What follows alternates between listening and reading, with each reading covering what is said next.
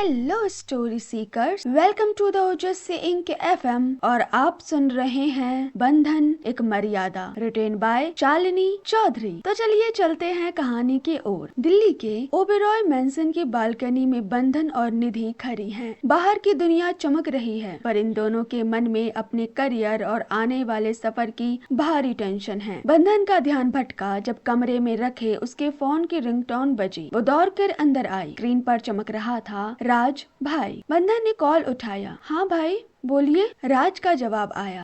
नीचे आ जाओ, खाना तैयार है। बंधन ने मुस्कुराते हुए कहा, ओके भाई। उसने निधि को साथ लिया और दोनों सीढ़ियों से नीचे उतरने लगी। राज डाइनिंग टेबल पर पहले से बैठा था, लेकिन जैसे ही उसकी नजर सीढ़ियों पर पड़ी, उसका दिल जैसे धड़कना भूल गया। राज की नजर निधि पर ऐसे टिकी कि दुनिया ठहर गई। निधि ने ब्लू कलर का सूट पहना था, दुपट्टे गले में सलीके से डाला हुआ और बाल खुले जो उसके कमर के नीचे तक लहरा रहे थे। राज सोच रहा था कि आज के इस दिखावे वाले शहर में जहाँ लड़कियाँ लेयर्स में मेकअप लगाती हैं, वहाँ निधि जैसी सादगी किसी अजूबे से कम नहीं है। उसे लगा कि बिहार की लड़कियाँ आज भी इस बनावटी दुनिया से कितनी दूर हैं। राज इतना खो गया कि उसे पता ही नहीं चला कि कब वो दोनों टेबल पर आकर बैठ गयी। वो अभी भी सीढ़ियों की तरफ ही देख रहा था। बंधन ने टोका, भाई आप क्या सोच रहे हो? बंधन के टोकने से राज सकपका कर होश में आया और उसने कहा, नहीं कुछ नहीं, बस सोच रहा हूँ। राज ने खुद को मन ही मन कोसा। नहीं राज, ये गलत है। अगर निधि जी का ध्यान मुझ पर आ गया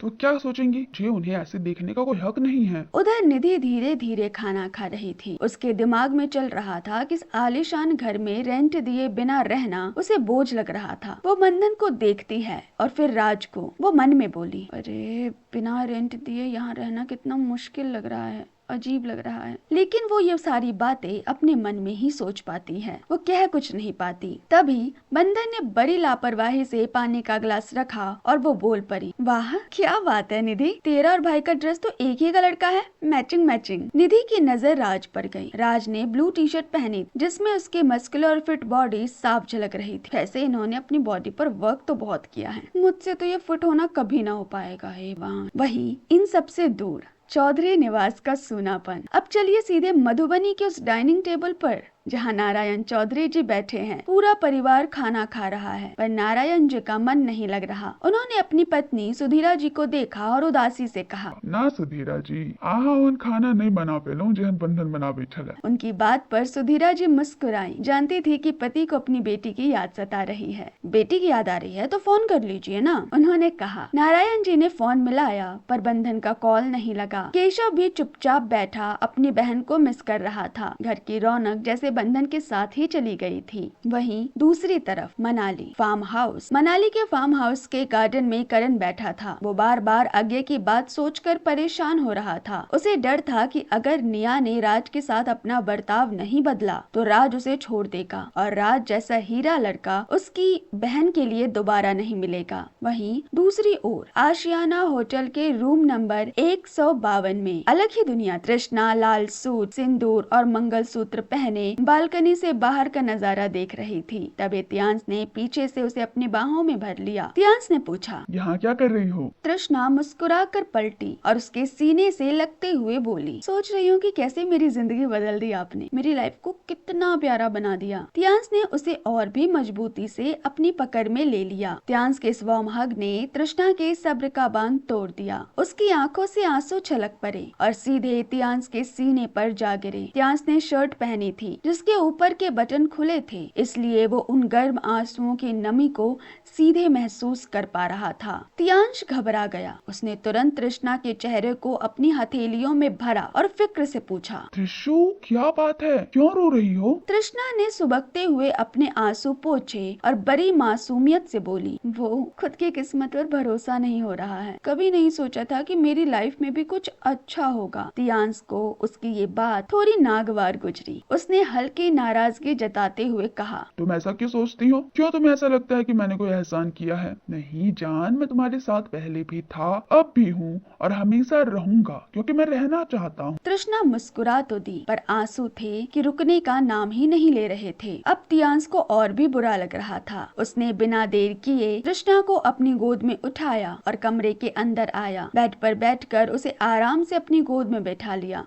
तृष्णा बस उसके सीने से लगकर रोई जा रही थी। तियांश उसका सिर सहलाते हुए उसे चुप कराने की कोशिश कर रहा था।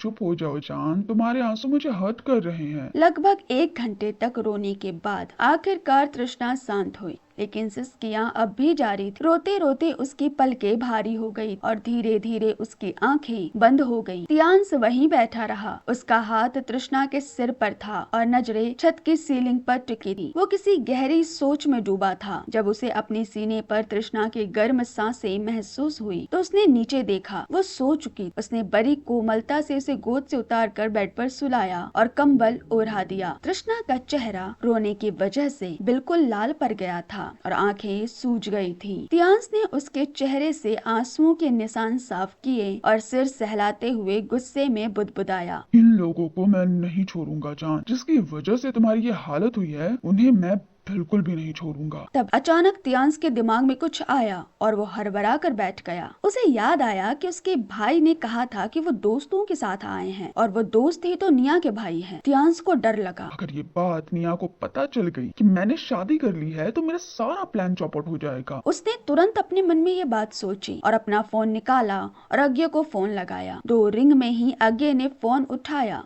पर तियांश ने उसे बोलने का मौका ही नहीं दिया और हड़बड़ाते हुए बोला, भाई वो आपने कभी किसी को कहा तो नहीं है ना कि मैंने शादी कर ली है? बोलते बोलते वो बालकनी की तरफ चला गया। अज्ञे तो हैरान रह गया। उसने थोड़ी सख्ती से कहा, नहीं, अभी तो नहीं बताया है, लेकिन क्यों? तियांश ने राहत की लंबी सांस ली।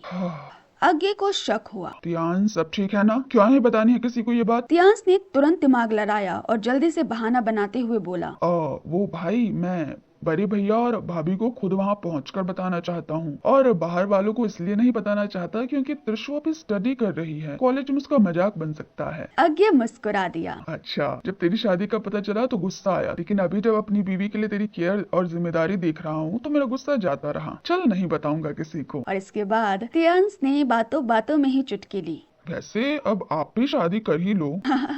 खुद तो शहीद हुआ ही, अब मुझे भी करने के फिराक में है। मेरी चिंता मत कर, मैं खुद का कर लूंगा।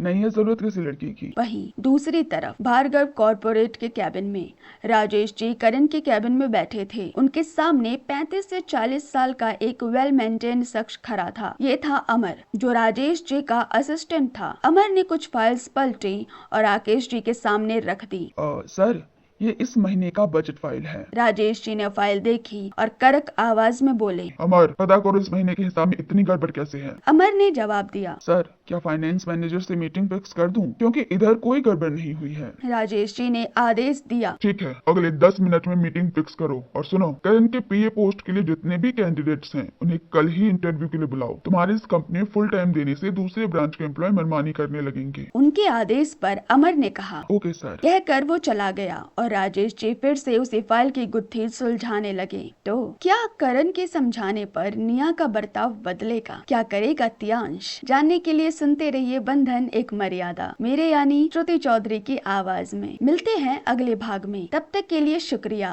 और आप सुन रहे थे बंधन एक मर्यादा, मेरे यानी श्रुति चौधरी की आवाज में। और अगर आप कहानी अभी तक सुन रहे हैं तो आप बंधन से जुड़ चुके हैं, तो प्लीज चैनल को सब्सक्राइब कर लीजिए ताकि आगे आने वाले एक भी एपिसोड आप मिस ना करें और बंधन के सफर में जुड़े रहें। तब तक के लिए bye bye. Thank you story seekers.